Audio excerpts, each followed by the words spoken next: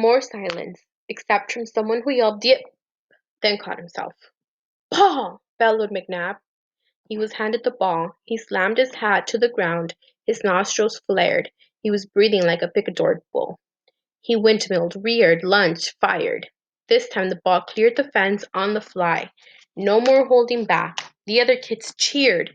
Someone ran for the ball. They were anxious now for more. 3 more pitches. 3 more home runs. Pandemonium on the sidelines. It was raining red and green hats. McNabb couldn't stand it. The next time he threw, it was right at the kid's head. The kid ducked. McNabb called, "Strike one!" Next pitch, headed for the kid's belt. The kid bent his stomach around the ball. "Strike two!" Strike three took dead aim at the kid's knees. And here was the kid swooping back and at the same time swatting at the ball like a golfer teeing off. It was the craziest baseball swing you ever saw. But there was the ball smoking out to center field. "Hold it, Runt," snarled McNabb. "I can't pitch right when I got a whiz." The kids on the sideline made way as McNabb stomped off the field, past the dugout, and into the woods between the field and the creek. They waited a pretty long time, but they figured, well, McNabb's whiz was probably would last longer than a regular kid's. Might even make the creek rise. At last McNabb was back on the mound, fingering the ball in his glove, a demon's gleam in his eye. He wound up, fired, the ball headed for the plate. And what's this? A leg ball? It got legs, long legs, pinwheeling toward the plate. It wasn't a ball at all. It was a frog, and McNabb was on the mound cackling away. And the kid at the plate was bug-eyed. Nobody'd ever tried to hit a fast frog before.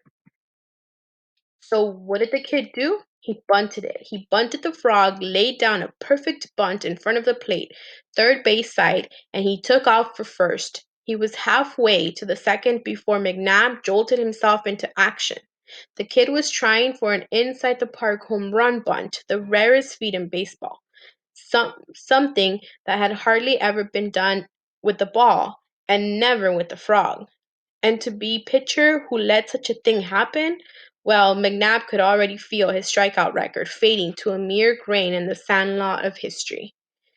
So he lumbered off the mound after the frog, which was now hopping down the third base line. As a matter of fact, it was so close to the line that McNabb had a brilliant idea. Just hurt the frog across the line and it would be a foul ball, or frog which is what he tried to do with his foot. But the frog, instead of taking a left turn at the shoe, jumped over it and hopped on toward third base. He was heading for the green fields of left, and the runt kid, sounding like two runners with his flat soles slapping the bottom of his feet, was chucking dust for third. Only one hope now. McNabb had to grab the frog and tag the runner out. But now the frog shot through his legs over to the mound, and now toward shortstop, and now toward second, and McNabb was lurching and lunging, throwing his hat at the frog, throwing his glove, and everybody was screaming. And the kid was rounding third and digging for home, and unbefroggable. The ball was heading back home too. The ball, the batter, the pitcher, all racing for home plate. And it was the batter, the new kid out of nowhere, who crossed the plate first, at the same time scooping up his book, twirling his borrowed red cap back to the cheering others, and logging on past the empty stands and up the hill to the boulevard. McNabb gasping, croaking after him, "Don't stop till you out of town, Runt. Don't let me ever catch ya." And that's how Jeffrey Magee knocked the world's first frog ball for a 4-bagger.